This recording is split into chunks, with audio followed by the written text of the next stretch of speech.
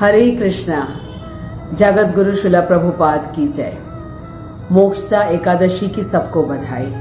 और आज गीता जयंती भी है। गीता ही एक ऐसी पुस्तक है जिसकी जयंती मनाई जाती है। तो भगवत गीता के विषय में जब हम चर्चा कर रहे हैं, मोक्षदा एकादशी के विषय में, तो इस पावन दिन को और भी ज्यादा यादगार बनाने के लिए आज हम डॉक्टर गरिमा खरे से मिलेंगे, जिन्होंने भगवत गीता के 700 श्लोकों को कंठस्थ किया है और बहुत सुंदर तरीके से इसकी वो तात्पर्यों सहित व्याख्या करती हैं। और शंकराचार्य जी ने जो भगवत गीता के विषय में कहा है वो तो बहुत सुंदर है। भगवत गीता किंचित धीता गंगा जल लव कणिका पीता सकृत यपि यस्य मुरारी समर्चा तस्य यमहति कुरुते चर्चा। इसका अर्थ है कि जिसने भगवत गीता थोड़ी सी भी पढ़ी है, जिसने गंगा जल की एक बूंद भी पिया है, या जिसने एक बार भी भगवान विष्णु की पूजा की है भक्ति भाव से, उसका यमराज क्या बिगाड़ पाएंगे। फिर शंकराचार्य जी कहते हैं, भज गोविंदम भज गोविंदम भज गोविंदम मूढ़मते। 3 बार उन्होंने कहा है भज गोविंदम भज गोविंदम। जिस चीज को 3 बार कहा जाता है, इसका अर्थ है कि वो बहुत महत्वपूर्ण है। और इसका अर्थ ये है कि हे मनुष्य, हे मूढ़मती, गोविंद का भजन करो, क्योंकि संसार की रट हमें अंत समय काम नहीं आएगा, गोविंद ही काम आएंगे। तो आज इस पावन दिन पे इसको बहुत बहुत सुंदर बनाने के लिए हम डॉक्टर गरिमा खरे से मिलते हैं। डॉक्टर गरिमा, हरे कृष्णा, आपका बहुत बहुत स्वागत है। आज आप हमें अपने विषय में बताइए कि आपने भगवत गीता को अपने जीवन का आधार कैसे बनाया। हमें पूर्ण रूप से विश्वास है कि हम सबके जीवन में इसका गहरा असर पड़ेगा। हरे कृष्णा डॉक्टर गरिमा, आपका बहुत बहुत स्वागत है। हरे कृष्णा। मोक्षदा एकादशी की जय, गीता जयंती की जय, अनंत कोटि वैष्णव भक्त वृंद की जय। थैंक यू माता जी for introducing me. Your kindness is a balm to all who encounter it. You are an incredible person. I appreciate you and you are perfect just the way you are. ये आपकी दूरदर्शिता है कि आपने हमको इस लायक समझा कि आज इतने पावन दिवस पर, गीता जयंती पर, मोक्षदा एकादशी पर हम कुछ भगवत गीता के बारे में, भगवान के बारे में कुछ बता पाए। Thank you, Mataji, once again. Thank you, Garima ji, for saying such kind words for me. But actually, I don't deserve any of such appreciation. It's your greatness, Garima ji, that you are a beautiful devotee, and that is why you see all the good in everyone. आजकल जैसा समय चल रहा है, children are into a very competitive time. So you are also very young. So how did you manage time with your school, college, and then your MBBS? How did you manage to study Bhagavad Gita? Because often I have noticed that if I approach somebody to study Bhagavad Gita, they seem to say that there is hardly any time and they have much more important things to be done right now. Bhagavad Gita के विषय में normally लोग इसको एक post retirement programme के हिसाब से मानते हैं, और आपने इतनी यंग एज में carrying out all your education and everything, you studied Bhagavad Gita and you have memorized the 700 shlokas. Kindly tell us what are the steps that you followed, so that all of us can also follow it, because some time back I was also absolutely unknown person for Bhagavad Gita, और अब जाके थोड़ा थोड़ा सीखने लगी हूँ, and I am sure आपकी मदद से हम सबको बहुत बेनिफिट होगा। तो आप हमें बताइए कि भगवत गीता को किस तरीके से हम सरल रूप से समझ सकते हैं, पढ़ सकते हैं और उसको अपने जीवन में आत्मसात कर सकते हैं। बहुत से लोग ऐसा सोचते हैं कि अगर उनके पास बहुत ज़्यादा प्रॉपर्टी है, बैंक बैलेंस है, प्लॉट्स हैं, तो ये भगवान की कृपा है उन पर। लेकिन वास्तव में ये भगवान की कृपा नहीं है। भगवान की कृपा तब होती है किसी भी व्यक्ति पर जब उसकी भेंट, उसकी मुलाकात किसी महान वैष्णव से हो जाए, किसी साधु पुरुष से हो जाए, साधु संग उसको मिल जाए, भक्तों का संग उसको मिल जाए। ये भगवान की असली कृपा है। ऐसी ही कृपा एक दिन हमारे पर हुई जब हमारी भेंट, जब हमको हरि मोहन दास प्रभु जी के दर्शन हुए। 34D Khurshed Bagh, Lucknow. He teaches us so well that everybody can learn Bhagavad Gita और Bhagavatam then and there only in his divine class। वो इतने अच्छे से पढ़ाते हैं, इतने अच्छे से समझाते हैं कि बुक लेके कंठस्थ करने की, घंटों घंटों तक बैठने की ज़रूरत ही नहीं होती। वहीं पर ही सब कुछ क्लास में ही याद होता चला जाता है, सब समझ में आता जाता है। इंटरेस्ट उन्होंने ही डेवलप किया, हम सभी का इंटरेस्ट उन्होंने डेवलप किया। सब्जेक्ट टीचर वही अच्छा माना जाता है जो किसी भी स्टूडेंट का उसमें, उस पर्टिकुलर सब्जेक्ट में इंटरेस्ट डेवलप कर दे, तभी वो सब्जेक्ट और अच्छे से समझ में आता है। और श्री हरि मोहन दास प्रभु जी ऐसा ही करते हैं कि इवन डल से डल पर्सन को भी भगवद गीता के श्लोक, उसके ट्रांसलेशन, मीनिंग, भगवान के बारे में सब कुछ इतने अच्छे से, इतने विस्तार से बताते हैं कि वहीं पर याद होता चला जाता है। शुद्ध कृष्ण कथा कहते हैं प्रभु जी। हम देख सकते हैं कि जो कुछ फॉरेनर्स जो इतनी बुरी आदतों में एंगेज रहते थे, जो नॉन वेजिटेरियन थे, ड्रिंकर्स थे, वो तक भगवान श्री कृष्ण की भक्ति में लग पाए। और ये सब प्रभुपाद जी की ही वजह से हुआ है। उन्होंने इतने अच्छे से प्रीचिंग की, इतने अच्छे से भगवान श्री कृष्ण के बारे में बताया कि सब अट्रैक्ट होते चले गए। और प्रभुपाद जी की Bhagavad Gita as it is इतनी पॉपुलर है ऑल ओवर कि खुद इसका प्रचार हमारे प्राइम मिनिस्टर तक करते हैं और ये फॉरेन यूनिवर्सिटीज़ वहाँ तक पढ़ाई जाती है।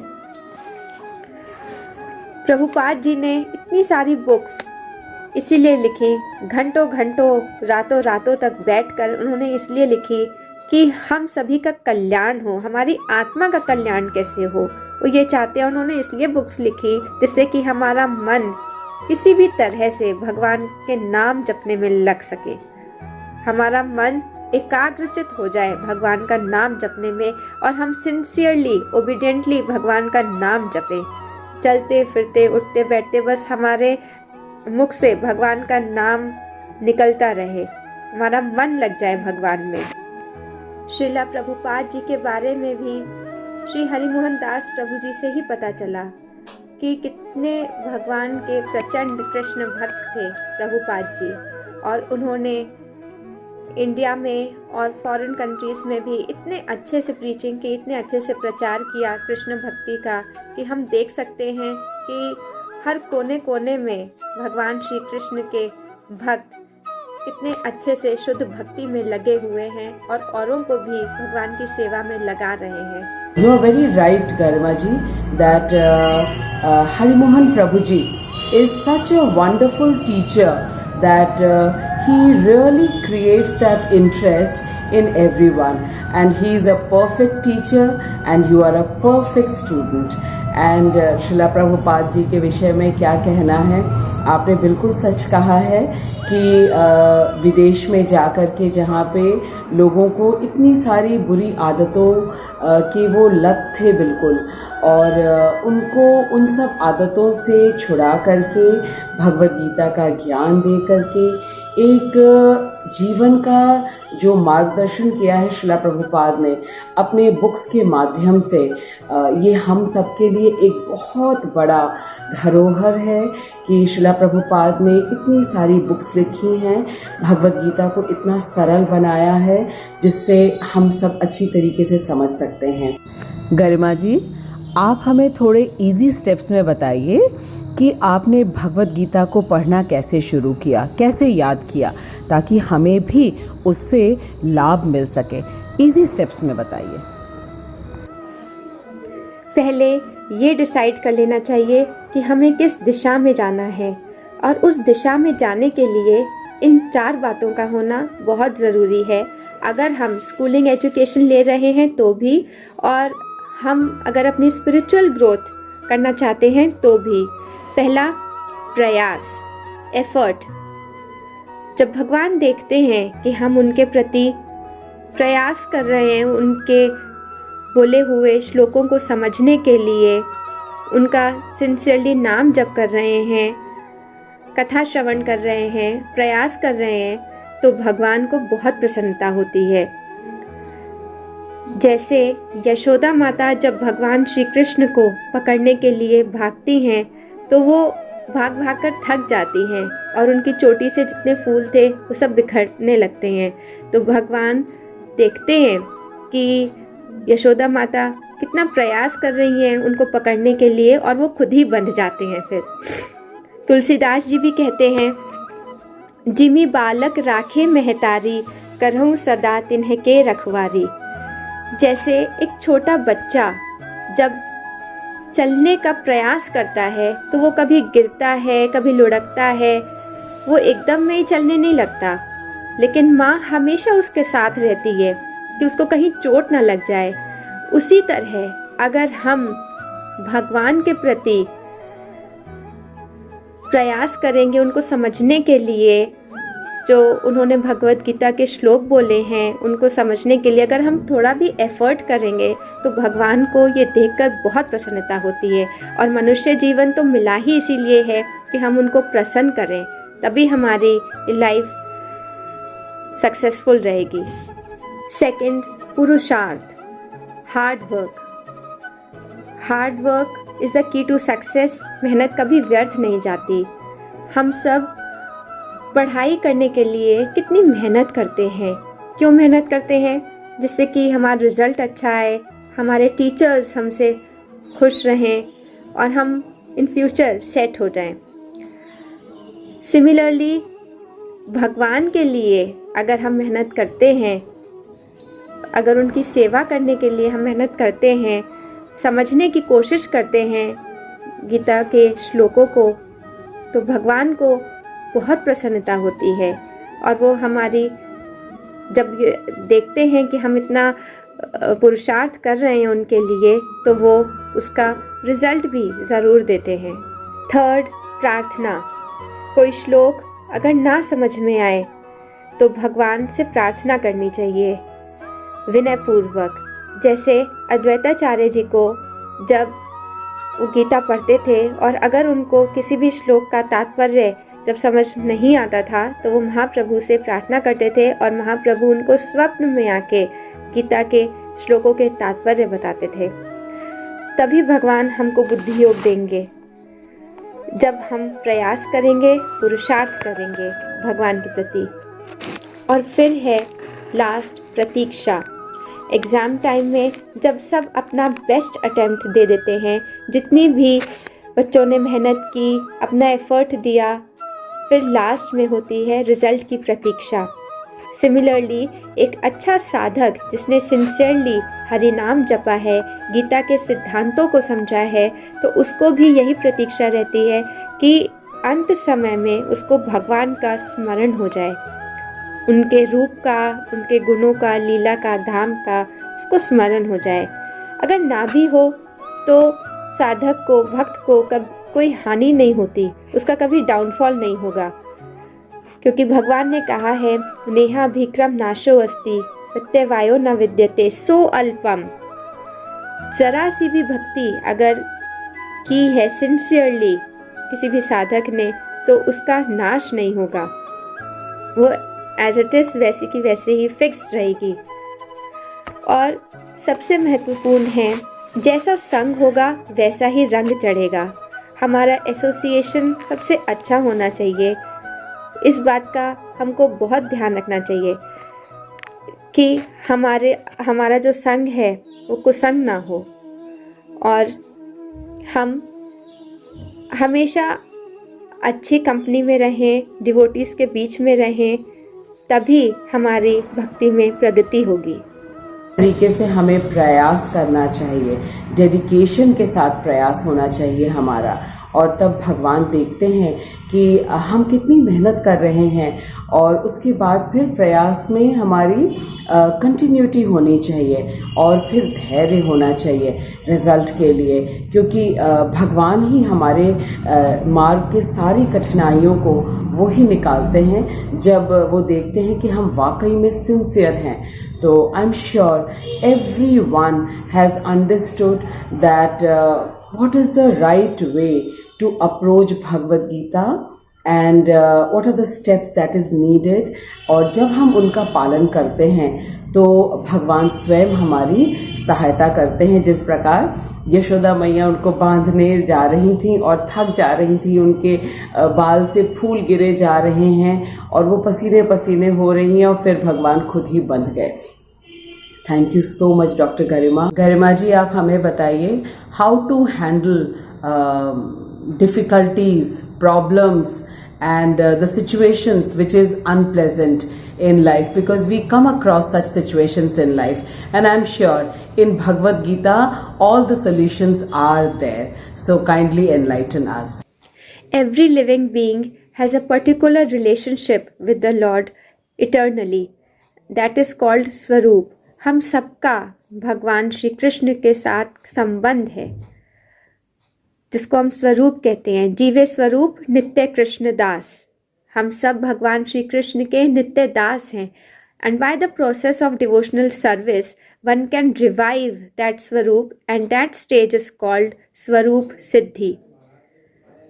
जब हम अपने स्वरूप में आ जाते हैं और हमको पता चलता है कि हम भगवान श्री कृष्ण के दास हैं, तब हम उनकी सेवा करना शुरू करते हैं प्रेम के साथ, जिसको हम स्वरूप सिद्धि कहते हैं। दैट स्टेज इज स्वरूप सिद्धि, perfection of one's constitutional position.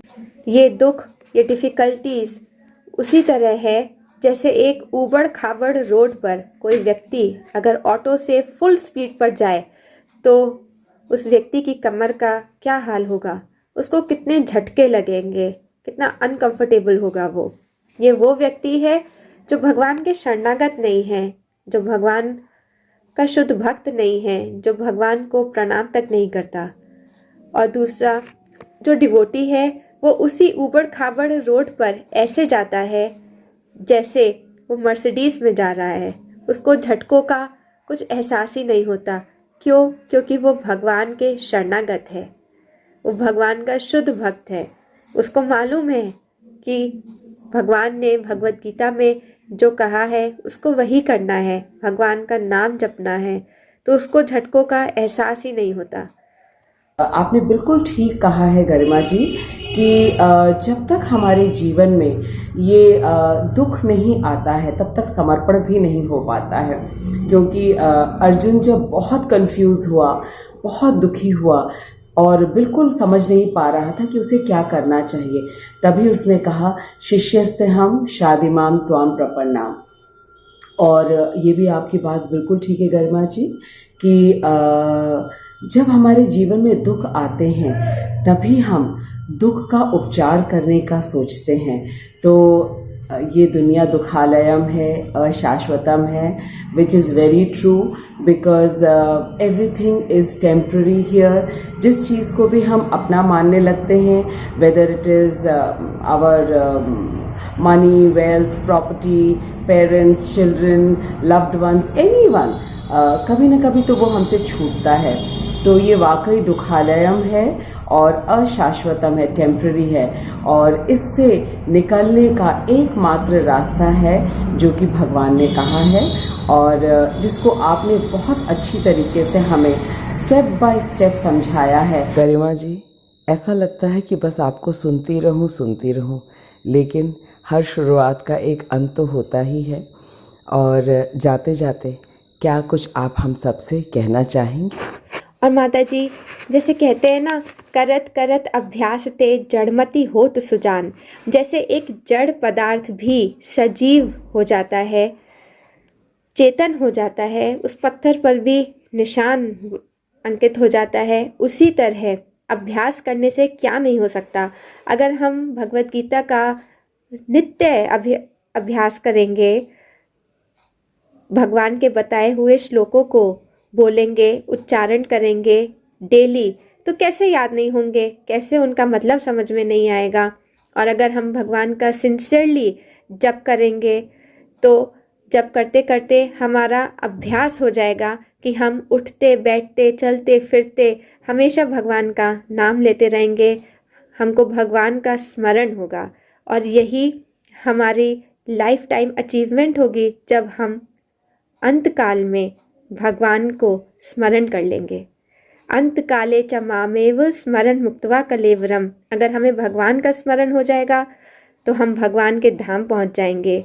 और अगर हम किसी और का हमें स्मरण हो गया तो फिर हम यहीं पर रहेंगे, हमको बार बार फिर जन्म मरण का चक्कर काटना होगा। भगवत गीता में संजय कहते हैं, यत्र योगेश्वरा कृष्णो यत्र पार्थो धनुर्धरा तत्र श्री विजय भूति ध्रुवा नीतिर्मति ममा। जहाँ योगेश्वर श्री कृष्ण और परम धनुर्धर अर्जुन है, वहीं अलौकिक शक्ति, ऐश्वर्य, धर्म, विजय और नीति निश्चित रूप से रहती है। जिन्होंने हमें ज्ञान गीता का दिया है, जिन्होंने हमें ज्ञान गीता का दिया है, उन्हीं श्री कृष्ण की जय बोलते हैं, उन्हीं श्री कृष्ण की जय बोलते हैं।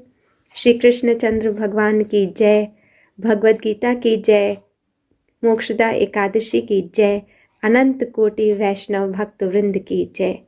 हरि हरि बोल। Thank you so much, Dr. Garima. You have taken out time. You have so many responsibilities. You are a wife, you are a daughter-in-law, you are a mother, and still you took out time for all of us. So that is really, really commendable.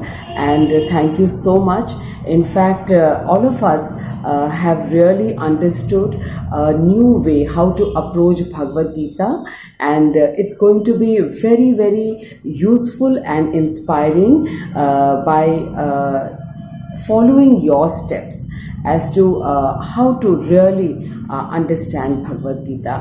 Once again, I thank you from the bottom of my heart, and on behalf of every listener, I thank you. I thank Srila Prabhupada. I thank Hari Mohan Prabhuji, because without Srila Prabhupada, without Hari Mohan Prabhuji's mercy and kindness and guidance, I would not have got such a beautiful association of yours, Garimaji. So thank you once again, and Hare Krishna. Hare Krishna, Krishna Krishna, Hare